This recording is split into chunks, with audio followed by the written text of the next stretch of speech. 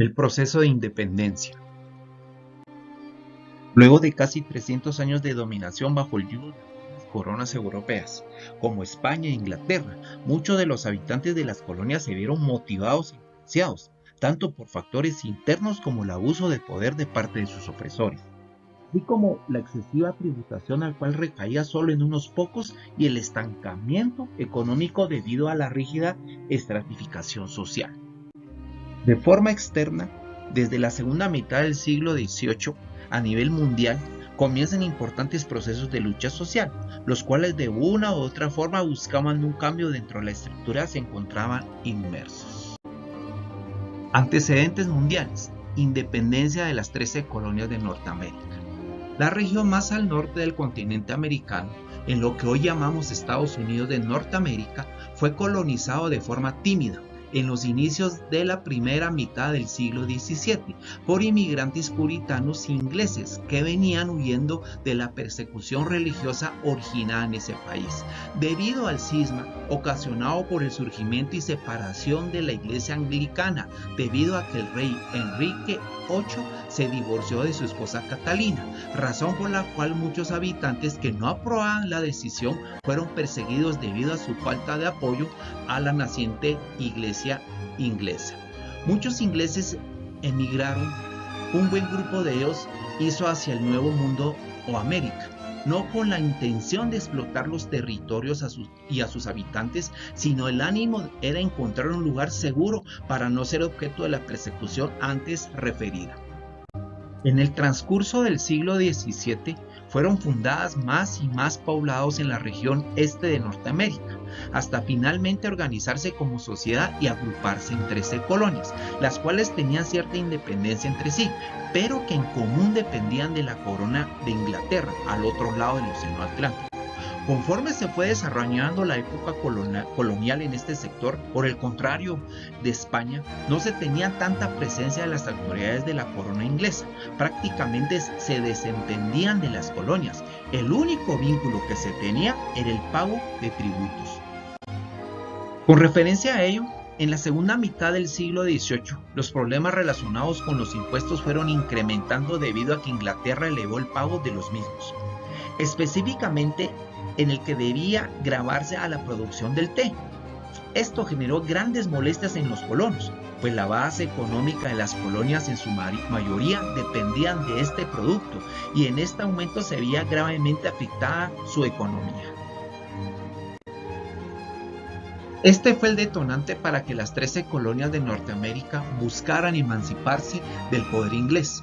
Iniciando la guerra en contra del ejército, la lucha se inicia en el año de 1775 y tras un duro enfrentamiento que abarcó varios meses, logran finalmente la declaración de independencia el 4 de julio de 1776. Un segundo antecedente mundial, la Revolución Francesa. En Europa, desde la consolidación de las coronas en el siglo XV y XVI, comienza a generarse un sistema de gobierno denominado absolutismo, en el cual la figura principal era el rey o monarca, el cual concentraba todo el poder en sí mismo, es decir, no había división de poderes. El rey gobernaba con amplitud de mando, él legislaba o creaba leyes, administraba el Estado, tomaba decisiones que afectaban a toda la población y también juzgaba o impartía justicia. Este sistema de gobierno llegó a tal extremo que se utilizó para subyugar a la población, generando clases sociales muy marcadas o divididas. Por un lado, la corte y el clero, la clase privilegiada, quienes se beneficiaban de todo, no trabajaban o ejercían muy pocas funciones, generalmente de mando, no pagaban impuestos y excluían al resto de la población, de quienes únicamente se aprovechaban. En la base de la estructura social se encontraban los menos privilegiados, el pueblo o el estado llano, también denominado tercer estado, conformado por los campesinos, quienes trabajaban la tierra, los artesanos, los jornaleros, entre otros que sostenían la producción durante el antiguo régimen. Con este nombre fue denominado principalmente por los franceses a esta época donde predominó el absolutismo como forma de gobierno.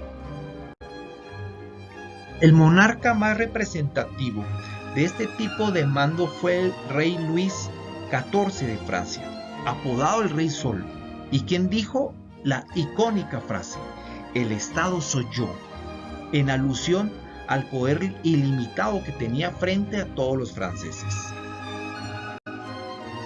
14 de julio de 1789. Se alzaron en armas y tomaron la cárcel de la Bastilla, la cual era un ícono de poder absolutista debido a que en ella se encontraban presos los enemigos políticos del jerarca. El pueblo se amotinó en contra de los guardias y liberaron por medio de las armas a los presos políticos. Luego incendiaron dicho recinto. Este acontecimiento fue el que marcó el inicio del proceso histórico llamado Revolución Francesa, el cual se llevó a cabo en 4 etapas principalmente. 1. Asamblea Nacional.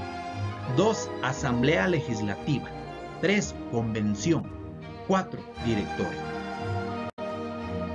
Napoleón Bonaparte incursiona dentro del proceso de la Revolución Francesa en la etapa denominada el Directorio. Napoleón desde muy joven evidenció liderazgo, siendo partícipe de importantes batallas y triunfos a favor de Francia. En 1800, luego del golpe de Estado, instituye el consulado, una nueva forma de gobierno durante la Revolución. Años más tarde se autoproclama emperador, comenzando una campaña de expansión francesa, en la cual se sometieron a muchos imperios de la época, en lo cual se conoció como el Imperio Napoleónico, el cual duró un poco más de una década. En este orden de ideas, España no fue la excepción. En el año 1808, Napoleón invade este país de la península ibérica, luego de prácticamente mostrarles un revés a los españoles, pues estos últimos habían hecho una alianza con los franceses para invadir Portugal.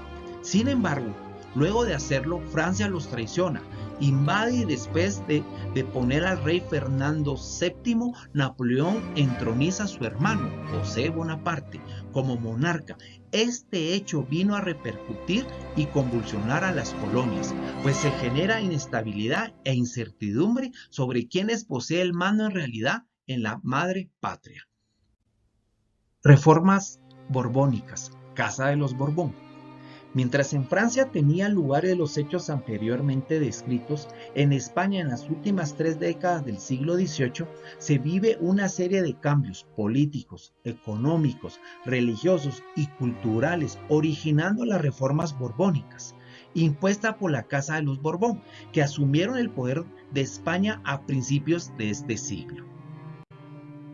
Referente a los cambios políticos y administrativos, los hechos más significativos fue la creación de los virreinatos de Nueva Granada en 1717 y del Río de la Plata en 1776. Ambos pertenecían al virreinato del Perú y por este hecho se separaron del mismo. Cada virreinato se divide en intendencias a cargo de un gobernador intendente, los cuales eran nombrados directamente por el rey, tenían funciones administrativas, militares, entre otras. También se crearon las capitanías de Venezuela y de Cuba, ambas en 1777, y la de Chile un año después. Estas fueron creadas con la idea de fortalecer la defensa española frente a otros países que querían invadir y atacar las colonias de España en América. En materia religiosa, se entra una serie de confrontaciones, pues las reformas evidenciaban que la autoridad de los monarcas era superior a la figura del Papa, aunque no lo expresaban con claridad, sino que se sobreentendía. Este hecho vino a confrontarlo seriamente con la orden de los jesuitas, quienes cuestionaron este hecho y defendieron la autoridad del papado frente a cualquier corona. Esto motivó que España diera la orden de expulsar a la orden de los jesuitas de todos sus dominios, tanto en la península como en las colonias de América, haciendo más evidentes sus intenciones en materia religiosa.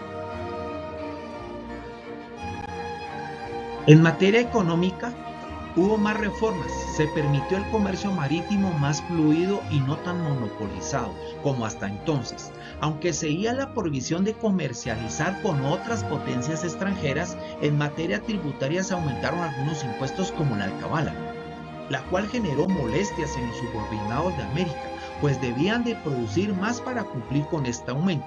En cuanto a lo cultural, se propició la creación de escuelas de arte tanto en España como en América. Como consecuencia de la invasión francesa en España, los representantes de la corona y de las colonias en América se reúnen en la ciudad de Cádiz, planeando cómo restaurar el orden político y social causado por la invasión y la inestabilidad que se vivía en esos entonces, dando origen a la Constitución de Cádiz, un ordenamiento jurídico de gran importancia, pero de poca vigencia, ya que rige únicamente de 1812 a 1814. Durante su uso se hacen importantes cambios y modificaciones al orden político y social. El cambio más significativo es que se instituyó una monarquía constitucional. Esto quiere decir que se deja a un lado las ideas del antiguo régimen y se apuesta por darle participación a otros.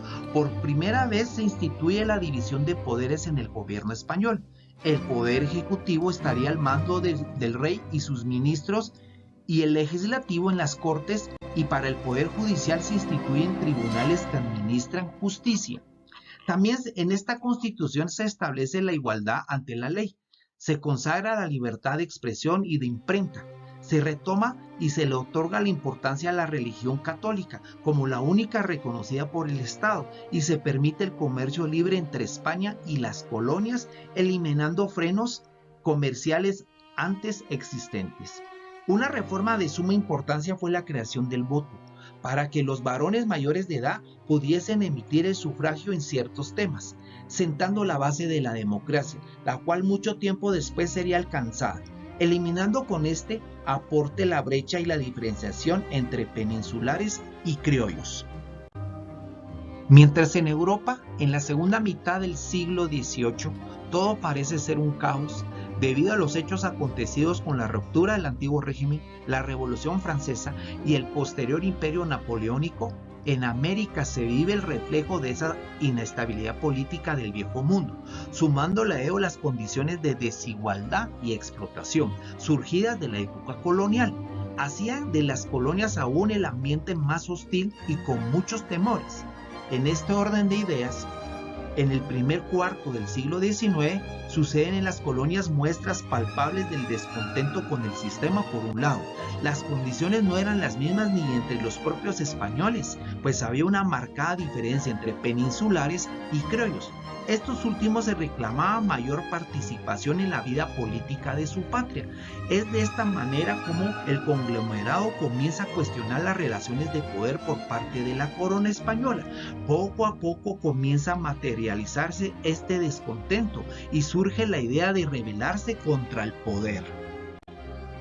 La capitanía es influenciada directamente por el proceso de independencia de México en contra de las autoridades virreinales, el cual había iniciado en 1810, con los movimientos liderados por el cura Miguel de Hidalgo y el emblemático Grito de Dolores, y va a concluir luego de muchas jornadas y luchas una década después, en 1821, sumando a eso las ideas de la Ilustración, las noticias de la independencia de las 13 colonias de Norteamérica de Inglaterra, las ideas de libertad, igualdad y fraternidad de la Revolución Francesa y el desequilibrio causado por la invasión de Napoleón en España. Hicieron del panorama en América prácticamente una mecha que pronto se encendería para dar un cambio radical para las colonias. En la Capitanía General de Guatemala comienza a hacerse palpables estos malestares y descontentos de la población. Recién iniciada la segunda década de 1800, cuando en el año de 1811 en la provincia de San Salvador un grupo de personas se subleva, entre ellos José Matías Delgado, se amotina en contra de las autoridades debido al descontento por el encarcelamiento del sacerdote Manuel Aguilar en Guatemala. Finalmente, este descontento no tuvo mayor alcance, pues las fuerzas y ímpetu menguaron rápidamente. Tiempo más tarde, en la provincia de Nicaragua, en la ciudad de León, el descontento de muchos vecinos hizo que renunciara a su cargo político el intendente, pues este era partidario de las ideas anticlericales y quería desconocer la autoridad del rey Fernando VII. En la ciudad de Guatemala tuvo lugar la conspiración de Belén, el 28 de octubre de 1813, planeado principalmente por algunos temerarios sacerdotes con el apoyo de civiles y militares que compartían la causa. Su fin en mente era declarar la independencia de la capitanía. Lamentablemente esta empresa fracasó, pues fueron delatados y posteriormente reprimidos por las autoridades españolas. Nuevamente, en 1814, en San Salvador, se produjo otra sublevación. También fue opacada. En ese mismo año, en el occidente de Guatemala, tiene lugar otro amotinamiento, en Totonicapán, liderado por Atanasio Zul y Lucas Aguilar, debido al descontento por el alza de los tributos debido a las reformas borbónicas, a pesar de ya haber sido abolidas. Finalmente, fue reprimido al igual que las anteriores. Todas las insurrecciones anteriores son un claro ejemplo de que el panorama político no pintaba de la mejor manera para las autoridades españolas, y que si estos alzamientos no prosperaban, seguramente en un futuro no muy lejano, el pueblo se iba a organizar de una mejor manera y dar comienzo a un movimiento que realmente no podría ser sofocado. Firma del Acta de Independencia, 15 de septiembre de 1821. La oligarquía de Guatemala comenzó a cuestionarse la necesidad de separarse de las autoridades españolas, no por el ideal de libertad o igualdad promulgado por los partidarios ilustrados, sino por protección de sus propios intereses. Los acaudalados y terratenientes coloniales temían perder sus privilegios si las revueltas persistían.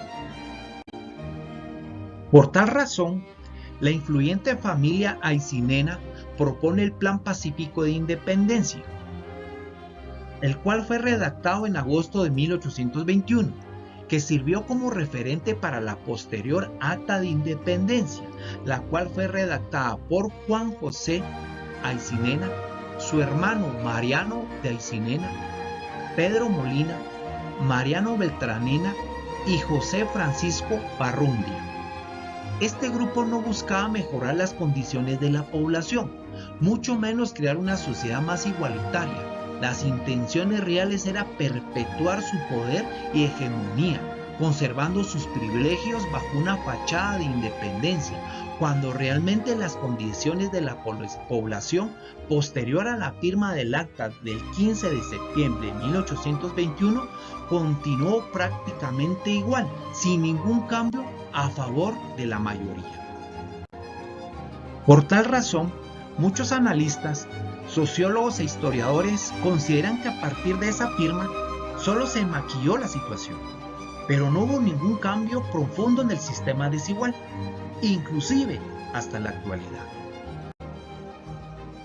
La mañana del 15 de septiembre de 1821, fecha en la cual se convocó a una reunión dentro del Real Palacio, en el cual habría representantes de los principales sectores de la población y de las provincias como autoridades civiles, eclesiásticas y militares, se discutió sobre la separación de la Capitanía General de Guatemala, entonces integrada por las provincias de Chiapas, El Salvador, Honduras, Nicaragua y Costa Rica del poder español.